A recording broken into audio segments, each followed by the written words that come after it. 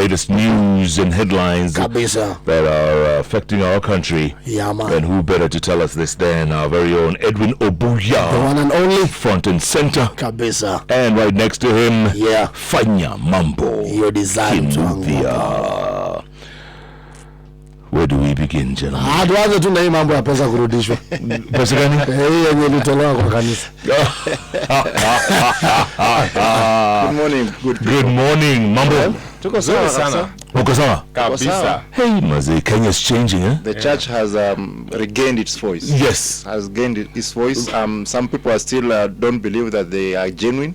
The Kenya Kwanza are underestimating the Catholic Church and the church as a whole, because this is the administration that has told us over and over again that they were prayed to into power. The churches literally took them to State House. Yeah. And when the same church is raising issues and you want to downplay those issues and want to throw words, you see what Sholei is saying, Gladys, throwing words at the bishops and using some unpalatable words against the bishops. It just shows you that the power has really entered into their heads, and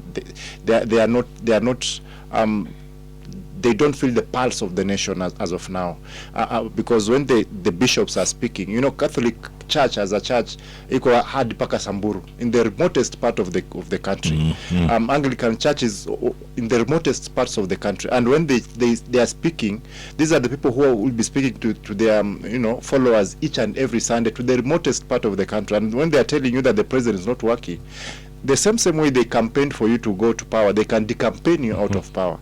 And I think to reach a point where a church can say, stay with your millions, we are okay.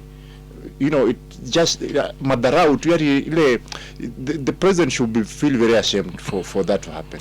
We need to understand what is sadaka. Kindiki huyu Kindiki yako wapi? No, you wake up and start saying that it's no longer harambe, it's sadaka.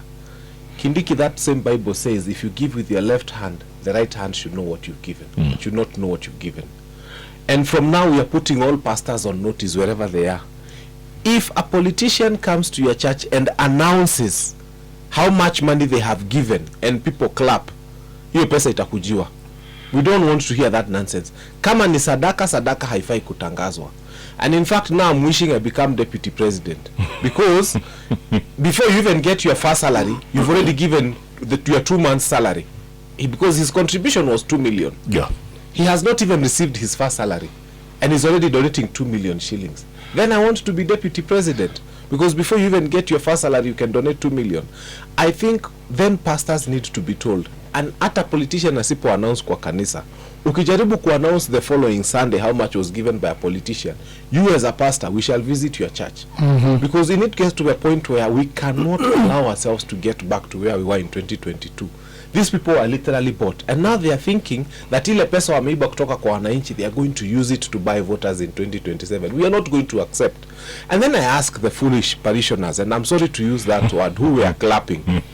So you are clapping because 5 million has been brought to your church. Do you think that will help your sick mother at home who is not able to pay for cancer treatment? Sakaja, you are donating money in churches. Shame on you. Kilimani is full of potholes. Why don't you use that money to fix Nairobi? Nairobi has a lot of problems. So we are not going to allow that idea that they can steal public money and think that they will come and buy voters with it. We shall not allow. In fact, it will never be announced. They will never use church again to do that. So wajue hiyo mlango imefungwa. And by the way, the Catholic Church was very clever and strategic. They said, wanataka the message that was read by the bishops to be read in every church on that particular Sunday, and it was read. And then they were told to take it to the Jumuiya, the small Christian communities.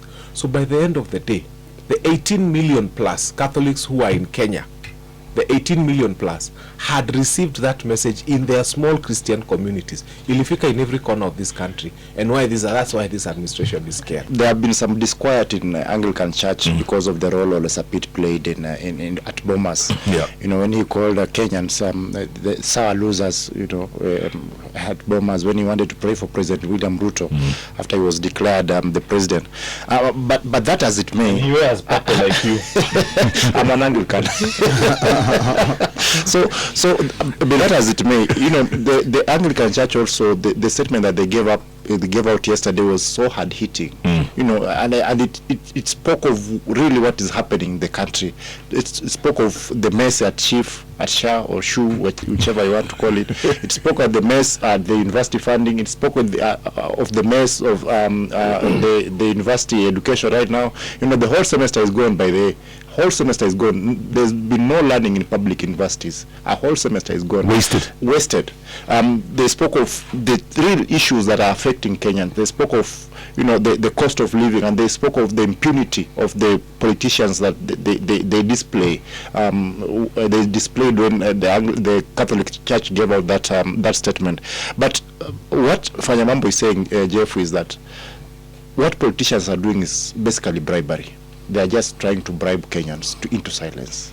You know, for a president who earns a gross salary of 1.4 million to give 11 million on one Sunday as sadaka, you know, you ask yourself, kwani pesa natoanga wapi?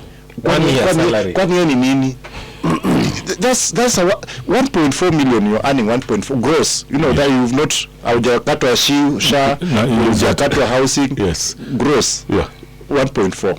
Now you go to a church, you give 5 million in Nairobi, your deputy president umemtuma na 5 million ukule kwingine. That is what 10 million gone in one day. In one day. Kwani Mungu si basi abariki pia sisi wengine pia you know you ask yourself, what really is happening? And that's the bribery we talk about, because they steal and then they come and bribe us with that money. But why is it that the church ndio inatumika sana fanya mambo? We actually adore and praise those people who have money. Ukiwa na pesa, hata kama wewe umeua mtu jana, utakuja kwa church, you will be given a chance huko mbele uongee, useme umetoa 1 million, umetoa 2 million, and they will be clapping for you. I don't know, it's the society that we are living in, and we must take that step that the Catholic Church has taken and say enough is enough. Politicians are having to mobilize to get people to come to their meetings. So they give money to people to come to their meetings. By the way, Kayole Soweto, a lot of mobilization was done, we all know, so that they can come and cheer the president because he had been heckled elsewhere in Embu. So this was supposed to be a counter to that. And the church is one place where people are not mobilized to come. They spend their fare to come, and then they actually give sadaka. Can you imagine having someone who is that faithful to what you are doing?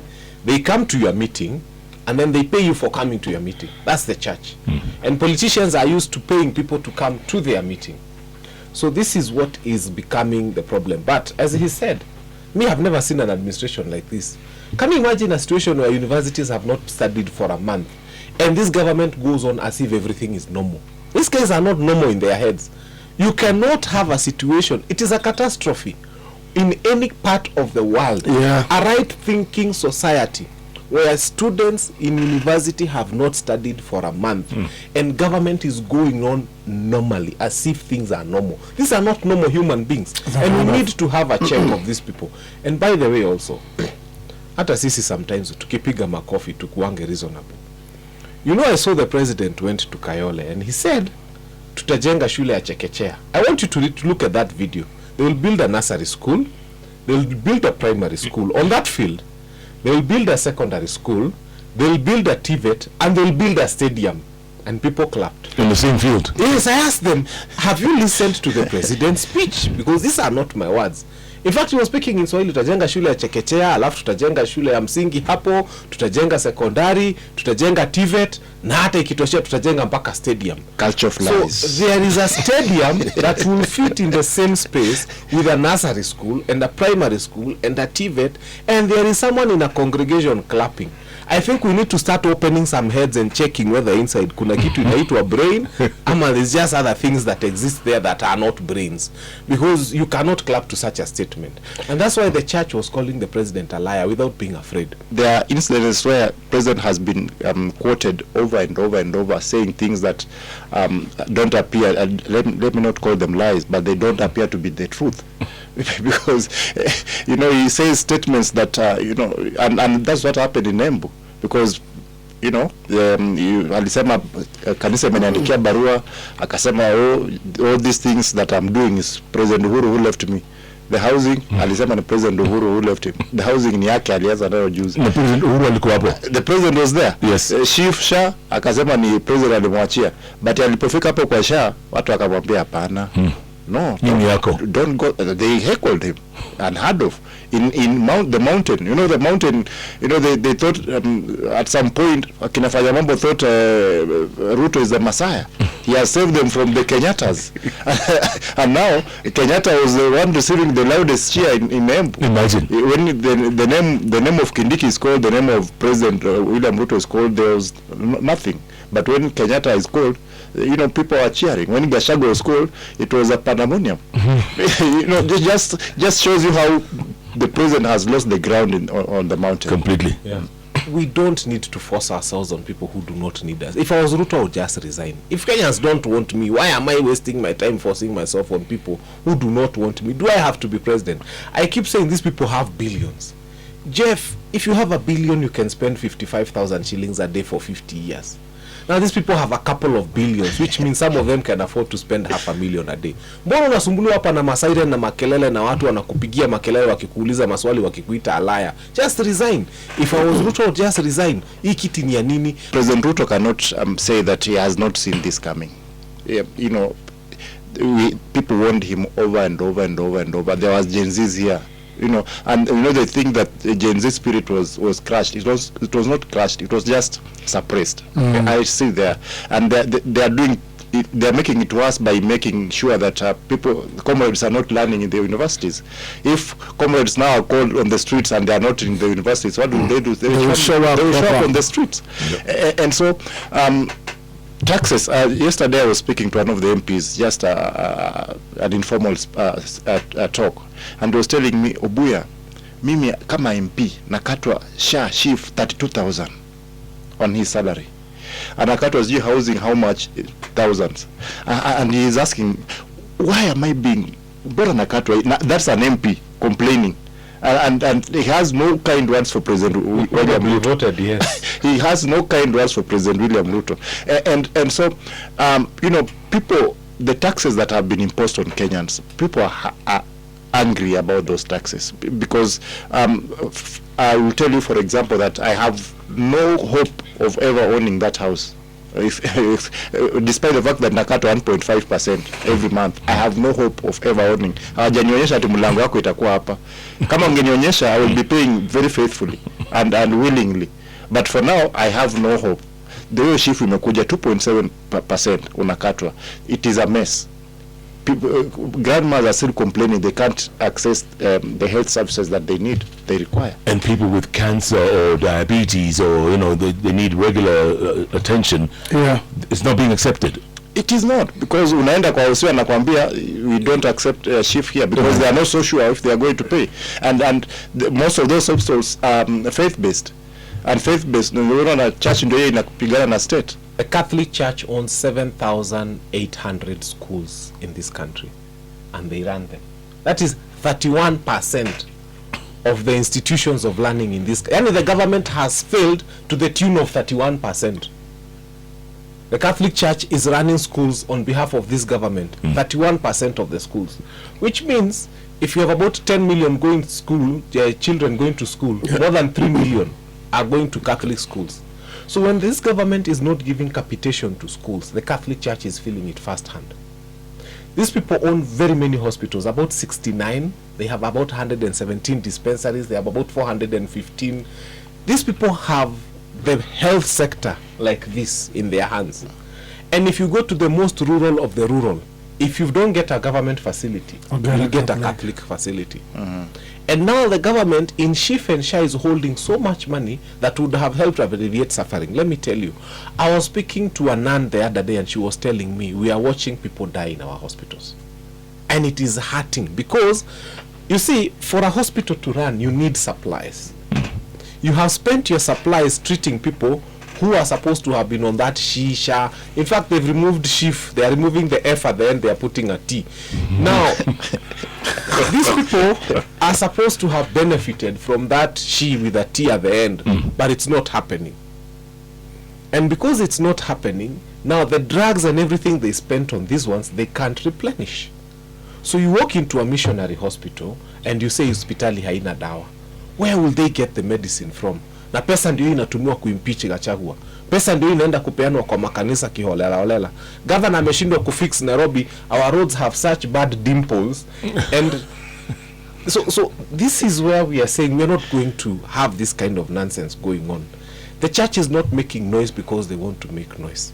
They are making noise because even their mortuaries are full.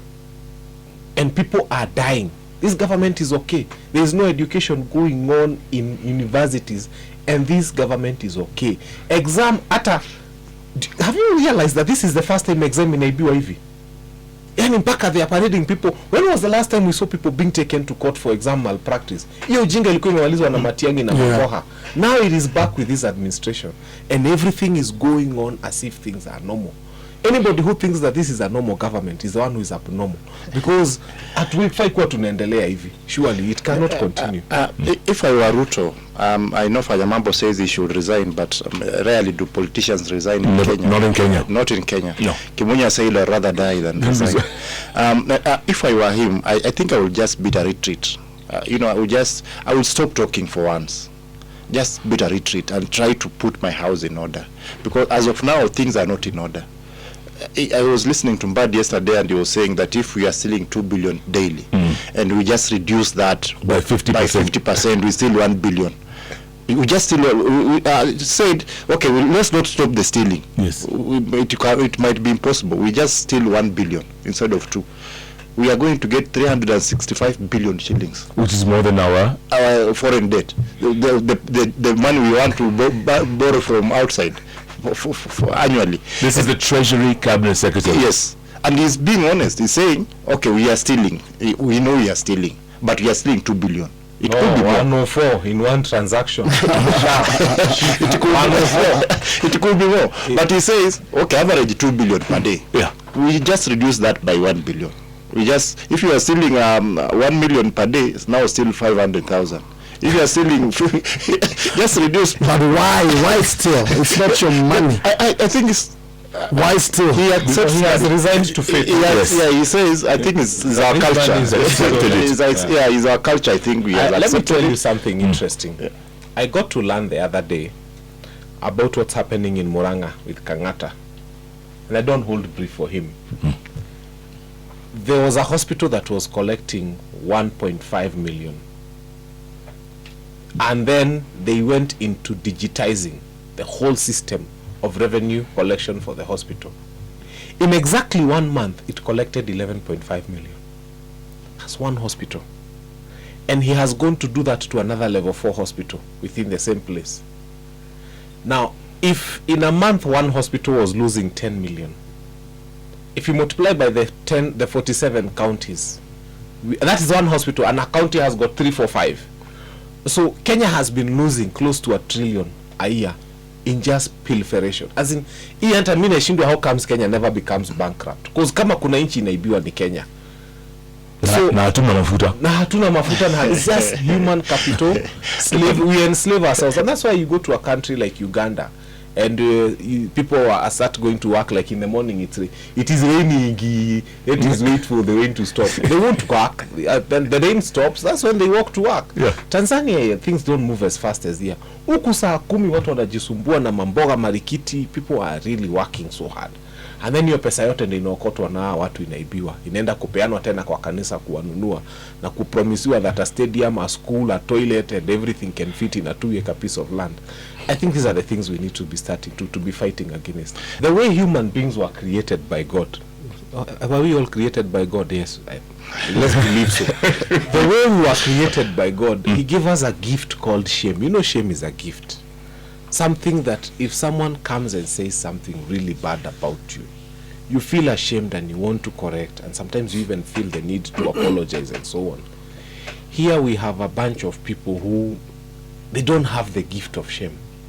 There is nothing you can say about Sakaja that would move him. There is nothing you can say about the roads in Nairobi that would move that governor. I am telling you, this place is a mess. You come and tell Kenya Kwanza we don't want shisha, they don't hear. You tell them you don't want Adan, yani they have no shame and they don't feel it. You cannot win this administration by shaming them. You have to find other ways. You know the way you would shame some people or some administrations in abroad, Yes, that some yes. people would resign, or you know, like you share some photos of someone and they're in a compromising position and they even resign from their public positions. These ones, shame doesn't work for them. It's not one of those things that moves them. They have such deep depths they can go into of doing wrong things that you can't think. Doesn't Sakata take these same roles? You know, They do He reply just buys a with bigger tire. Just tells them, what's the next size of the tire? Yeah. Those are the best shocks. Yes. Chapa potholes. Kama we ni Mkikuyu na uko Nairobi na ulivote for Sakaja na mulikuwa na Igathe, why are you complaining? You know, sometimes you see Igathe is a person who's proven himself through and through. I mean, companies look for him because he delivers. And then you go and take Teams University and then you start complaining that things are going wrong here. It is fine. I think this is the price we have to pay for the decisions that we make and the votings that we do out of emotions. Mimi naambia watu wa kwetu Mount Kenya, for the first time now, let's stop voting with emotions. Start reasoning, start thinking. Start applying your brain, start knowing what the vote means. Because 2027 we might come back here and start making the same. Because now what we are seeing is the wisdom of fools. Yeah, you know, if you put together 10 fools, let me tell you, one of them will say something bright and all the other 9 will clap. It is the wisdom of fools. It's one bright thing said by, so Nairobi hata sijui tutaanza wapi. The day the church will do what they are saying, because they are saying, you had that Presbyterian cleric who said he will lead a march to State House. Yeah. And he will be there at the front. I'm telling you, if churches take that direction, na kila mtu abebe Bible na msalaba na tutembee 5 million wazazi. just kill us. Just kill us. We'll not carry anything. We'll carry our rosaries and the Bibles and we'll walk there. the church in Kisumu promised to curse a few of them. They said, if you don't change, we are going to pray and put curses on you. but if you asked Ruto insiders, Jeff, they will tell you it's not 3 years. They will tell you it's 8 years remaining. And now, I think Kenyans just need to read about what's happening in Burkina Faso. They don't even know where that is. 2 years, they know the country near there where there is a Gonga. Forget about where there's good leadership. They can tell you about clip number 394, but they can't tell you about the developments that are happening in Burkina Faso. Correct. But there are serious developments that have happened in Burkina Faso in 2 years. Here we are lamenting that 2 years is not enough, it's a short time. Those guys are, he's saying he wants to give the power back to the people so that they can go into an election. And people are telling Makuna mahali unaenda. They're going on the streets and demonstrating and telling him. Can you imagine Kenyans going on the streets and demonstrating and telling Ruto to stay? Kwanza Joyful Ruko ako wapi huyu MP wa Mbere sijui South no. We have a beef to pick with him as every other young person. He's trying to tell us now he's going to come up with a law that they are going to control how we picket. Ati mnaweka mahali kama watoto wa shule, mnaambiwa we make noise from here this field. That's not going to happen.